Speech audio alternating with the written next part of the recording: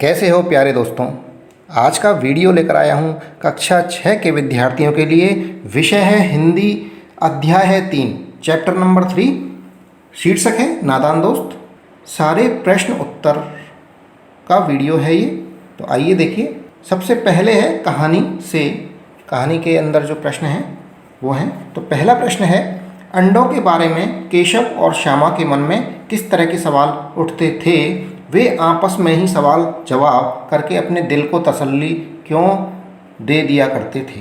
उत्तर देखते हैं। अंडों के बारे में केशव और श्यामा को कुछ ज़्यादा पता नहीं था। इस कारण उनके मन में तरह तरह के सवाल उठते थे कि अंडे किस तरह के होंगे, कितने बड़े होंगे, कितनी उनकी संख्या होगी, कैसे रंग के होंगे, क्या खाते होंगे और उनके बच्चे, अंडों में से बच्चे कैसे निकलेंगे।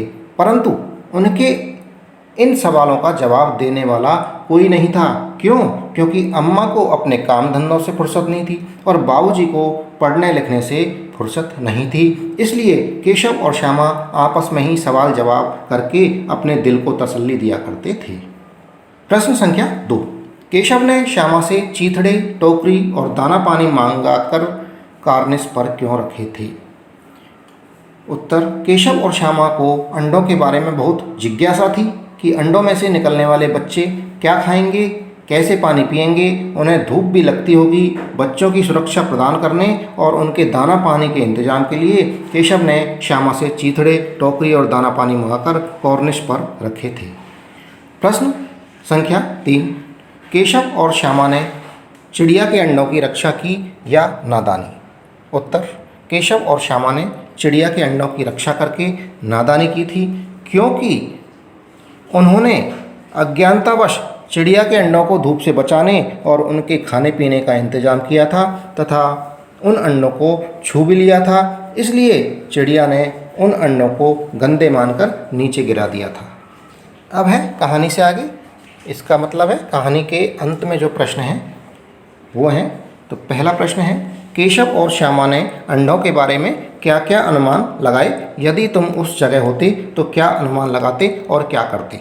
अंडों के बारे में केशव और श्यामा ने अनुमान लगाए कि अंडे किस तरह के होंगे, कितने बड़े होंगे, कितनी उनकी संख्या होगी, उनका रंग कैसा होगा, क्या खाते होंगे और उनसे बच्चे कैसे निकलेंगे।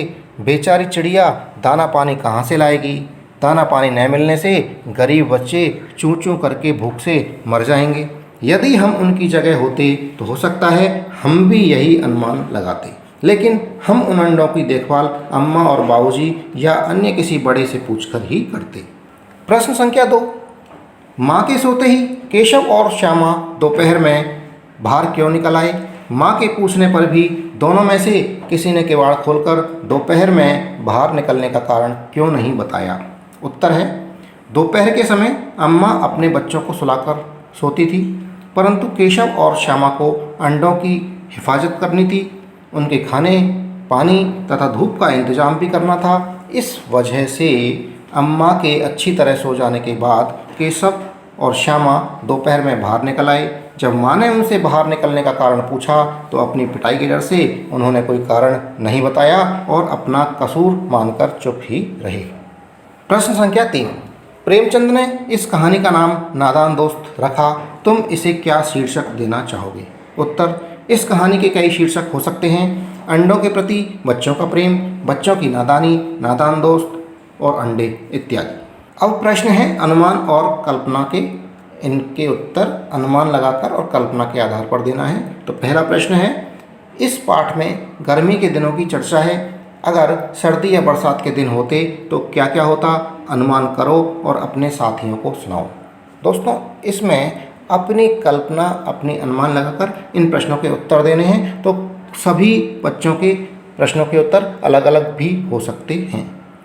उत्तर, अगर सर्दी के दिन होते तो केशव और श्यामा को उन्हें ठंड, ओस एवं पाले से बचाने की चिंता रहती, तथा यदि समय बरसात का होता तो केशव और श्यामा को उन्हें पानी से भीगने एवं बह जाने की चिंता रहती। दोनों ही ऋतुओं के मौसम के अनुसार वे अंडों की हिफाजत की कोशिश करते। प्रश्न संख्या 2। पाठ पढ़कर मालूम करो कि दोनों चिड़िया वहाँ फिर क्यों नहीं दिखाई दी, वे कहाँ गई होंगी। इस पर अपने दोस्तों से मिलकर बातचीत करो। उत्तर है, केशव और श्यामा द्वारा अज्ञानतावश अंडों को छू लेने से वे गंदे हो गए थे। इस कारण दोनों चिड़ियाओं ने वे अंडे नीचे गिरा दिए थे। यह स्थान चिड़ियों को सुरक्षित नहीं लगा, इसलिए उन्होंने किसी अन्य सुरक्षित स्थान पर घोंसला बनाया होगा और वहीं पर अंडे दिए होंगे। प्रश्न संख्या 3। केशव और श्यामा चिड़िया के अंडों को लेकर बहुत उत्सुक थे। क्या तुम्हें भी किसी नई चीज़ या बात को लेकर कौतूहल हुआ है? ऐसे किसी अनुभव का वर्णन करो और बताओ कि ऐसे में तुम्हारे मन में क्या क्या सवाल उठे। अब आपके यहाँ पर इस तरह के अनुभव मिल सकते हैं, जैसे कि यदि आपके घर में कभी बिल्ली ने बच्चे दिए हों तो उनके लिए आपने क्या किया है, उन्हें दूध पिलाया हो, बिल्ली को खुद को दूध या रोटी खिलाई हो, उस पर अपना अनुभव लिख सकते हैं। दूसरा एक है जो ये जनरल अनुभव हैं, ये हमें अक्सर अपने घरों में या घरों के आसपास मिल जाते हैं। तो दूसरा अनुभव हो सकता है यदि मोहल्ले में किसी कुतिया ने बच्चे दिए हों और उसके व उसके बच्चों को क्या क्या आपने इंतजाम किए, उस पर भी अपना अनुभव लिख सकते हैं।